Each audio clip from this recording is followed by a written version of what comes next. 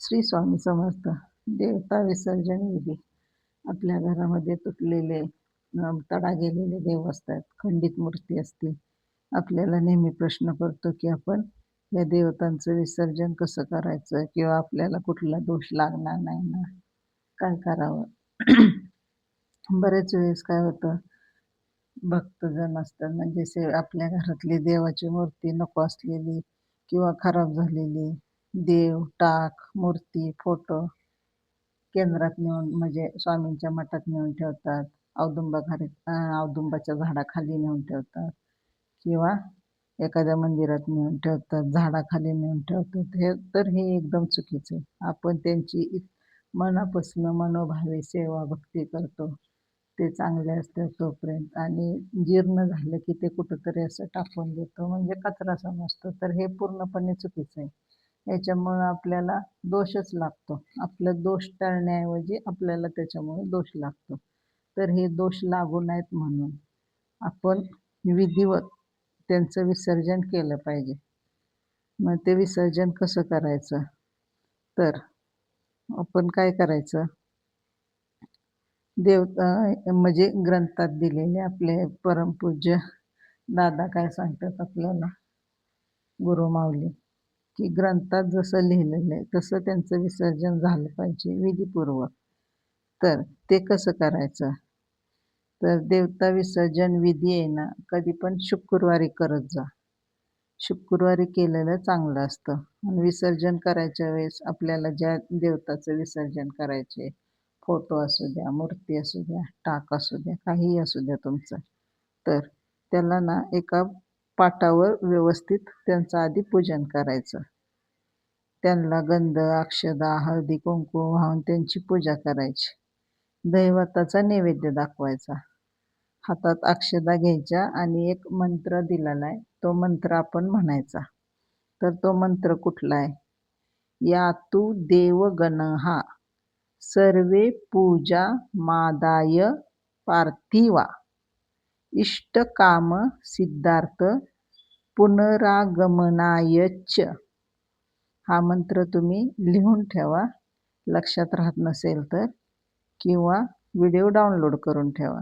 तुम्हाला ज्यावेळेस करायचं असेल त्यावेळेस तुम्ही हा मंत्र म्हणू शकता, पण हा मंत्र म्हणला पाहिजे. तर हा मंत्र किती वेळा म्हणायचा? तुम्ही 5 वेळा म्हणा, 11 वेळा म्हणा, 21 वेळा म्हणा, म्हणजे तुम्हाला जसं जमल तसा हा मंत्र म्हणा. मंत्र परत एकदा ऐका. यातु देवगणहा सर्वे पूजा मादाय पार्थिवा इष्टकाम सिद्धार्थ पुनरागमनायच.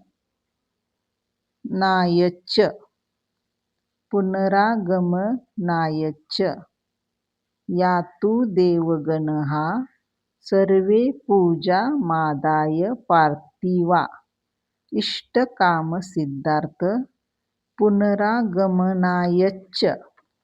म्हणजे परत तुमचं आगमन होऊ द्या. नंतर काय करायचं? एक पांढरा कपडा घ्यायचा, म्हणजे तुमच्या फोटोची किंवा मूर्तीची साईज असेल त्या हिशोबानं कपडा घ्या. असं काय नाही की 1.25 मीटर घ्या, असं काही नाही. फक्त पांढरा कपडा घ्या. त्या पांढऱ्या कपड्यामध्ये 1.25 मूठ तांदूळ, तांदळाची 1.25 मूठ घ्या.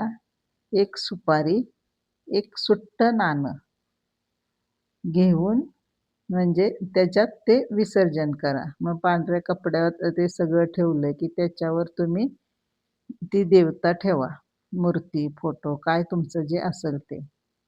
बरोबर दही-भाताचा नैवेद्य ठेवा. दही-भाताची एक पुरचुंडी बांधायची. आपण गणपती विसर्जनच्या वेळेस कसं गणपतीला पोह्याची पुरचुंडी देतो, कोण दही-भाताची देतं, तशी एक पुरचुंडी बांधून त्याच्यासोबत ठेवा. ते पांढऱ्या कापडात आपण ठेवलेलं असतं ना, ते व्यवस्थित गुंडाळा, म्हणजे सुटू नये असं. व्यवस्थित गुंडळून ते वाहत्या पाण्यामध्ये प्रवाहित करायचं. वाहत्याच पाण्यात प्रवाहित करायचं. ते असं कुठं विहीर असेल तिथं टाकायचं नाही. ते वाहत्या पाण्यातच प्रवाहित करायचं. आणि ते शुक्रवारीच करत जा. शुक्रवारी जर तुम्हाला असं वाहत्या पाण्यापर्यंत जाण्याची सोय नसेल, तर तुम्ही दुसऱ्या दिवशी, तिसऱ्या दिवशी पण जास्त दिवस लावू नका. किंवा एखाद्या तीर्थाच्या ठिकाणी म्हणजे नदीला, जी पवित्र नदी आहे जशी की ह्याला आळंदीला आपली ही जाते, इंद्रायणी नदी जाते. अशा तीर्थाच्या ठिकाणी वाहती जी नदी असेल त्या नदीत तुम्ही प्रवाहित करा.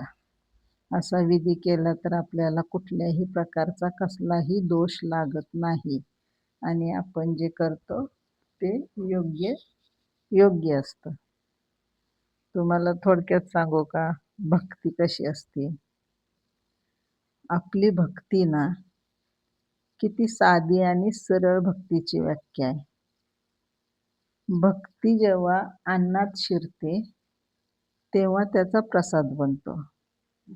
आपण भक्तिभावाने ज्या म्हणजे सणाला किंवा पूजेला ह्याला जेवण बनवतो, त्याला आपण काय प्रसाद म्हणतो.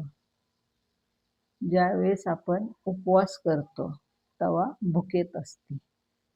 आपली जी भूक असते, ती असते भुकेत असते, तेव्हा आपण त्याला उपवास म्हणतो. आपल्याला जेव्हा तहान लागते, पाण्यात शिरते म्हणजे आपण मंदिरात ह्याच्यात तीर्थ घेतो ना, त्यावेळेस आपण काय म्हणतो? पाणी म्हणतो का त्याला? नाही, आपण तिथं तीर्थ म्हणतो.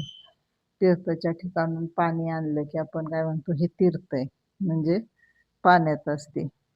जेव्हा ती प्रवाही म्हणजे प्रवासाला निघते, जेव्हा आपण भक्तिभावानं एखाद्या प्रवासाला निघतो मंदिरात ह्याच्यात जायला, त्यावेळेस ती यात्रा बनते आणि ती संगीतात शिरते. लोकसंगीत असू द्या, कुठलं पण आपण भजनं, कीर्तनं लावतो. अशी संगीतात शिरते तेव्हा ती भारुड बनते. म्हणजे ती तिचं सगळं व्यक्त करते म्हणून ती भारुड बनते. भक्ती जेव्हा माणसात दिसते ना आपल्याला, तेव्हा आपण काय म्हणतो? माणुसकी आहे ह्याच्यामध्ये. म्हणजे ती माणुसकी निर्माण करते. आणि ती जेव्हा घरात असते ना, म्हणजे घरात आपण भक्तिभावानं आपलं सगळं घर स्वच्छ हे करत असतो, तेव्हा ते मंदिर बनतं. आणि भक्ती जर शांत मनाच्या गाभाऱ्यात शिरली, म्हणजे आपण नामस्मरण, जप हे शांत करत असलो, तर ती ध्यानात रूपांतर होते. आणि आपण जर कृतीत दाखवली, भक्ती केली, तर ती सेवा बनते. कृतीत म्हणजे आपण मंदिरात जातो किंवा तीर्थाच्या ठिकाणी जातो, तिथं मनोभावे सेवा करतो. म्हणजे साफसफाई असू द्या, कुठलीही सेवा असू द्या, तर तेव्हा ती सेवा बनते. अशी भक्ती केली तरी ती देवाला खूप आवडते. आपण तशीही भक्ती करू शकतो. असं आवश्यक नाही की एका जागेवर बसा, एवढ्या पोथ्या वाचा. आपण काम करत करत नामस्मरण केलं तरी भक्ती असते. एखादा व्हिडिओ लावला, ते श्रवण केलं. मोबाईलवर आता बरेच व्हिडिओ येतात. तर ते व्हिडिओ लावला तरी ते श्रवण भक्ती होते. त्याच्यामुळं परत एकदा सांगते, मूर्ती आपल्या घरातल्या खंडित झालेल्या कुठेही अशा टाकून देऊ नका. बेकार म्हणून म्हणजे ती अडगळ समजू नका किंवा बेकार म्हणू नका. मस्त तुम्ही भक्तिभावानं कुठल्यातरी मंदिरात ह्याच्यात आपल्याला दोष लागू नये म्हणून ठेवतो. पण तो उलटी आपल्याला दोष लागतो. श्री स्वामी समर्थ.